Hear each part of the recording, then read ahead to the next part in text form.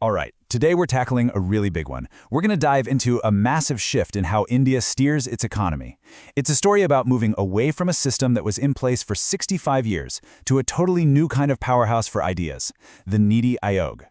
So let's just start with this huge question. How in the world do you even begin to plan for a country of 1.4 billion people? I mean, think about it. The sheer diversity, the different cultures, the languages, the economies. The scale of that challenge is just staggering. Well, for decades, the answer to that question came from just one place, the Planning Commission. This was the institution, the top-down architect of India's economy, a real powerhouse that came from a very, very different time. Yeah, it was set up way back in 1950, right after independence. And a year later, it launched those famous 5-year plans, which basically dictated economic priorities for the entire country from the capital. But, times change. By 2014, its time was officially up. After 65 years, this absolute giant of Indian bureaucracy was dissolved. And look, the reasoning for this change was put pretty bluntly. The Union Finance Minister at the time didn't mince words. They called the commission redundant. They said essentially that it was built for a command and control economy, something that just didn't fit a modern globalized India anymore. And that really gets to the heart of the problem, right? This one-size-fits-all blueprint coming from the capital, it just couldn't work for the unique needs of every single state.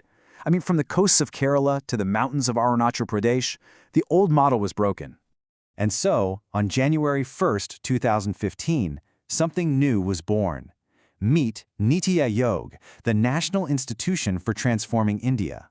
Now pay close attention to the language here. It's not a commission, it's a think tank. And that, right there, is a huge change in its whole identity. This pivot is absolutely fundamental. Where the Planning Commission was top-down, holding all the money and telling states what to do, NITI Aayog is designed to be the complete opposite. It's bottom-up. States are now seen as partners, not just spectators waiting for instructions. And here's the really crucial part. It doesn't allocate funds. Its power comes from ideas and strategy. It's an advisor, not a commander. This whole new way of thinking is built on a philosophy called Cooperative Federalism. The main idea is to move away from that rigid, top-down hierarchy and toward more of a collaborative team, where the central government and all the state governments work together to solve the nation's problems. And you can actually see this idea of cooperation baked right into its structure.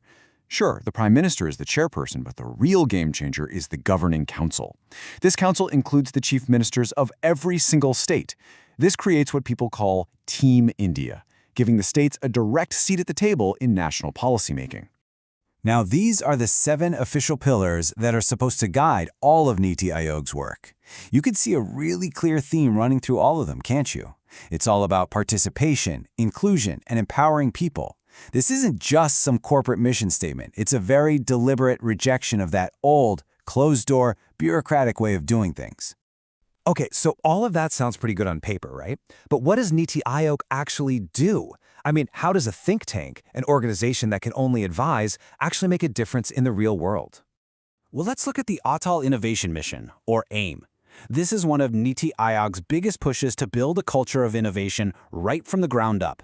What they do is set up these tinkering labs in schools all over the country, basically giving young people the space to experiment, to build things, to fail, and to create. Then, to tackle inequality head-on, you've got the Aspirational Districts program. This initiative zeroes in on over 100 of the country's most challenged districts. It then uses hard data to drive really fast improvements in things like health, education, and nutrition. And it creates this competitive spirit among the districts to push for progress. And on a bigger scale, NITI Aayog created the SDG India Index. What this does is rank every single state on how well it's doing on the UN Sustainable Development Goals. It creates this public, data-driven scoreboard that really encourages states to learn from each other and compete to get better results. And honestly, the list goes on and on. The scope is incredibly broad.